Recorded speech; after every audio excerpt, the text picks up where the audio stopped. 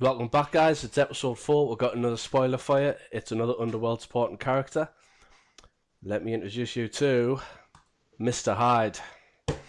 Mr. Hyde, 4-drop, 10-10.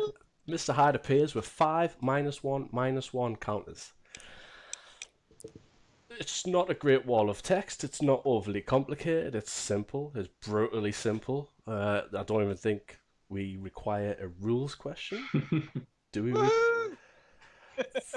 For the sake of abusing the fact that a judge is present, one obvious one would be Dagger. He would appear as a 10-10 if you had Dagger in play. Yep. Yeah, that's about it. I mean, if this guy had flavor text, the flavor text would read, "I'm secretly in love with Doctor Strange."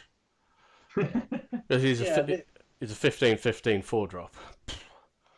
Yeah, it's been interesting how good these Underworld characters have been with Doctor Strange. Like, we had Nightmare.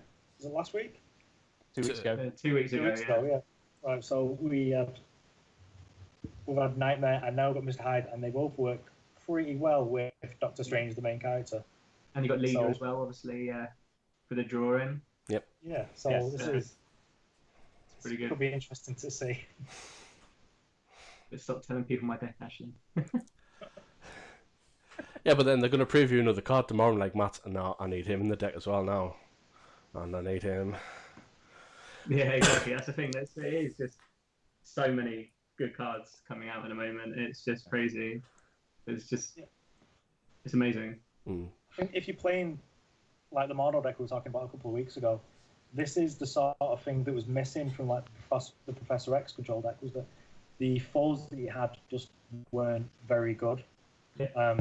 This, when you're playing Mardo, you can put it in the front row and you can still attack with it. But then after that, you've also just got this meaty wall that is just able to protect your frail body in the back row. And if you're able to keep your one as a level 1, this, even as a 5/5, can stun nearly every single one of them. I think we're looking at like Loki and Ghost Rider as the only outliers. And then obviously when this is removed the counters, he's able to stun every single one. So that could be interesting in that deck. He is a threat in rush decks from day one.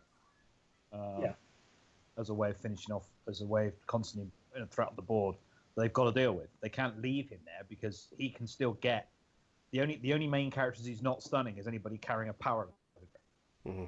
Yeah. That's it. And even then, it's close when he gets rid of those counters. He doesn't need a lot. He doesn't need a lot to do it. In fact, the was it Fair and Balanced? Play dead.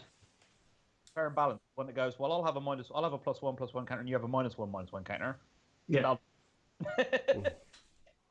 Very good.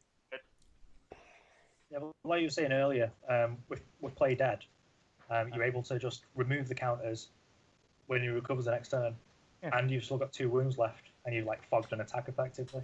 Yeah. So, God, I think this plays really well with the mechanics that already exist in the Underworld, and I'm interested to see how it's going to play out. Yeah. I mean, I've always loved Play Dead, but it's because it is a fog and attack, but it's always been, well, all it does is fog the attack. And now you're seeing guys that can actually leverage that. Mm-hmm. So all the odd wound guys love it as a way of protecting them. And then you've got these 2 wound guys that just go, well, I come in with especially when they come in with a disadvantage, I go stun and go. I'm intrigued to see whether they bring a Cobra character for Underworld, because he was a major sidekick of Mr. Hyde for quite a large part of the comic book run. So I'd be interested to see if they bring a Cobra card in. I was reading up on him and just thinking, no, because in the original verses he searched for Cobra and Cobra searched for him. Okay. Which is pretty cool. And they both made each other bigger. It was quite a nice little combo, given that they were sidekicks in the comic books for a while. But I mean, in the comic books, he's gone toe to toe with most people. Mm-hmm.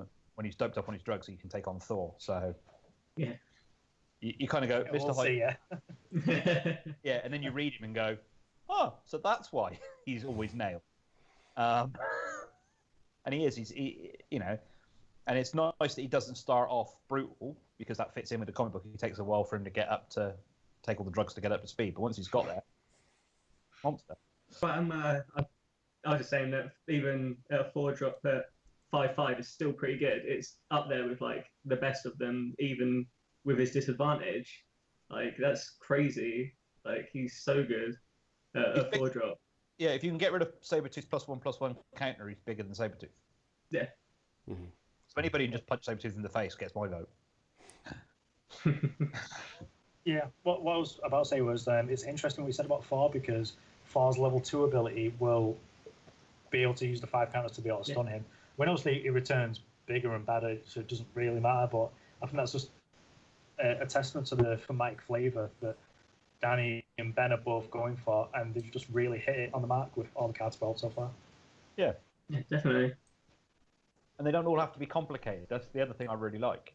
Yeah. Is you've got some cards which throw out rules question after rules question after rules question, but they're only used where it's needed. Mm-hmm. Like Taskmaster, Singularity, main character, you know. And then you've got simple cards like this, that on the face of it, you look at it and go, yeah, it's kind of dull. And then you start thinking about it, and you start looking at the comic book, you read up about it, and it suddenly, A, makes more sense, and then you also start seeing all the stupid little combos you can pull off with it. And who doesn't love anybody with double-digit attack and defense? He doesn't. I'm interested to see if Playdead does see more play, because I did want it to work, but it always felt like it was functionally worse than Think Again. So now, if we do get more of these characters where they enter with a downside, then it rewards you for that deck building, and then it's just like a functionally better Think Again, in that you're able to properly protect your characters, rather than just cancelling one combat. You're able to just keep your character face down, because sometimes you would cancel a combat and they'd be able to play around it by having another attack that would be good. Yeah. I'm interested to see how this is going to play out. Think Again doesn't save your character if you're losing. Yeah. Mm-hmm. It doesn't let you build board. It doesn't let you build board, establish board, rebuild your board. Because if you drop a big guy with only 1 wound that you need to keep around, there's a lot of them out there now that have got 1 wound, got interesting abilities. They turn up. Think Again protects them for one in combat, but as I said, chances are there's another one coming if you're behind. Mm-hmm. Yeah. You still lose them anyway. And it's a key part. It's a key part of it, and it's a problem. But Playdead keeps them. Are some evil nightmare type ability or Thanos. Yeah, like Nightmare, who really benefits from being on the board when it's basically a new turn. You really just want to keep just put your face down. That'll do. Just pass the turn. I want to come back to me, and I want to be able to use his ability, like probably my recruit step or something like that. So in that way, these new cards are unlocking old cards, and I've said this in quite a few articles for Dealer Metagames, that these new cards are just going to do that. These are going to be old cards that you've looked at and gone, let's play with it, but I can't really, now's not the time. Like Black Panther, that was great in car set because it was just a great anti-aggro card, but then you weren't really able to play because it was just like some random free to, because no one was playing Avengers main characters. Now with Thor coming back, you're going to play him as a supporting character again, and he fulfills like a dual role where he's great at beating down opponents like Ronans or whatever, but he's also great at team attacking, especially with conjunction with the other cards that you're able to surround him with, like Earth's Mightiest Heroes. So there's going to be a massive shakedown over the course of our Games Expo main event, Origins, and then into Gen Con with other cards being released hopefully before Gen Con or at Gen Con. That's going to continue to shake up the metagame. And we might start seeing a much more diverse set of tournament results, which will only bring players back into small shops because they'll start building crazy decks and trying them out. So, I think most of the spoilers somewhere or another have made you go, I could do X. And there's holes being filled all over the shop. I mean, like the spoiler for Mr. Sinister says, the 5 drops in villains weren't terribly exciting. Yeah. Ironically, though, giving Abomination flights mildly entertaining. Yeah. If they have to team attacking him. So I just think it's reiterating what the game is about, which is interesting intellectual properties, because I still rate the Aliens and the Company for thematic purposes. They just don't really dovetail with Marvel because of the two different resources. Every card that you're looking at going, yeah, I can see why it does what it does. If you're a comic book fan. And I've got mates who I keep meaning to show the game to, but now they've got even more stuff where they go, yeah, that's just cool. So you kind of, I just think all of the spoilers to a certain extent, there's enough of interesting cards to build around, and then there's enough answers. There's answers coming out now for some of the stuff that we know is a problem. I don't think it's solved everything yet, and I still think there's bits to be done. But I think games are going to be more interesting as a result of the cards being released. Right, yeah, definitely. Yeah, given what we can play now, I don't see any reason why I'd want to play any of the problem decks. Because we've just got so many options that I wouldn't want to waste a tournament playing something that I already know is great. Like, there's nothing on the line. It's a playmat, which is, I really enjoyed the fact that I had those playmats early on, because the Doctor Strange was excellent. The next one had a few too many nipples for my liking, but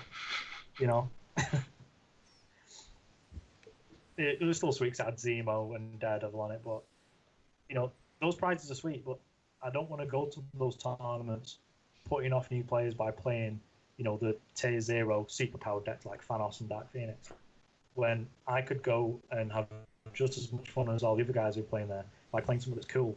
So I could turn up with whatever the Drax deck's going to do, because I really enjoy Guardians of the Galaxy. I don't want to be wasting these tournaments by playing stuff that we already know is good. So now we've just got so many options. We can just turn up and do what we intended to do when we first started playing the game, which was just see what we could get up to. Mm-hmm. That's the thing. There's so many viable drops. They all it's annoying, but it's good at the same time. They all seem to be gathered around the same kind of 3 drops, 4 drops. They've released so many good 3 drops in this set that it's just changing one of those out will change how your deck runs. So if you decide you're going to run Jessica Jones, and you're getting really good success with that, but then they change it and they put Gamora in to counter your Jessica Jones, and then you change that and you put in something like Taskmaster to counter their stuff. It's crazy. It's going to be really interesting just seeing how it all develops and how the local meta games adapt to each other and the different cards that you can play and splash in. It's it's going to be good. And that's even also, we've still got a bunch of stuff we don't know about. Yeah, loads. Who knows what's coming? I mean, I'm still crying out for a Nightcrawler and X-Men, a low-end Nightcrawler with some cool tricks. Yeah. He's got something like pseudo flight, pseudo range, or stealth. Could be quite cool. There's a load of stuff potentially that we have no idea what's coming. If another Ultron shows up, doing something interesting, goes from merely interesting and kind of cool to seriously thematic combined with potential power. Yeah. It doesn't even need to be big stats. It just needs to do something interesting. Yeah. There's so many opportunities that hasn't been spoiled yet. You can, with this legacy set, you could pick whatever your favourite affiliation is. You pick the box that affiliation comes in and purchase the legacy. You're going to have a solid deck. Yeah, definitely. Yeah. If it's Air Force, you get the box, then you've got a solid Air Force and a Fems deck, or mix and match. Avengers, you get and the other boxes give you your lands, your locations. Yeah, the only thing you're missing is the finding cover, the open fire. Yeah. But we're happy to I'll lend anyone any card they need. I buy 2 copies of this every time it comes out. Anyone wants to borrow something at an event, just tap me on the shoulder, say, I need this. It's fine. I brought my folder, I brought my box. It's all there for you. Because that's the other thing as well. Cards have got no intrinsic value. Basically, whatever percentage of the box is. So if it goes missing, I'm going to be upset, but it's not the end of the world. It's not like if you lose, I don't know, they saw Blue Eyes White Dragon in Yu-Gi-Oh.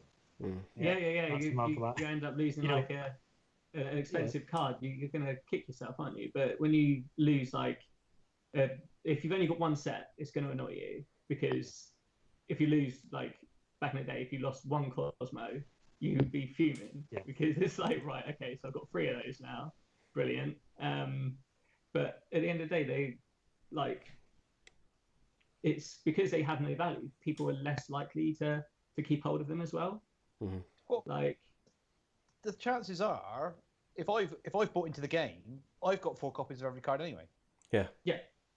So now I've got 5 copies of Cosmo. Great. Yeah, exactly. So I mean, the one thing I was hoping Upper Deck would do, which unless it happens in a future kit, it's not happening yet, is it took years for FFG with their living card games where you get every card you purchase. These neutral cards that could go in multiple decks. So I want them to do a tournament kit where it's open fire. And then you're going to be more encouraged to go to 4 different kit events. You get 4 open fires. Yeah. You have 2 different decks with 4 copies of open fire in. Yeah, definitely. Yeah. Mm-hmm. There's a lot to be said for that. Open fires, fine covers, etc. And it's those cards that everybody needs multiple copies of. And it's it's the open fires and the cover fires, System Shock, Loyal Soldiers. I mean, Matt is what, 80, 90 copies of Loyal Soldiers to go in all of his decks. Yeah. But it does work. The new people going up to ticket.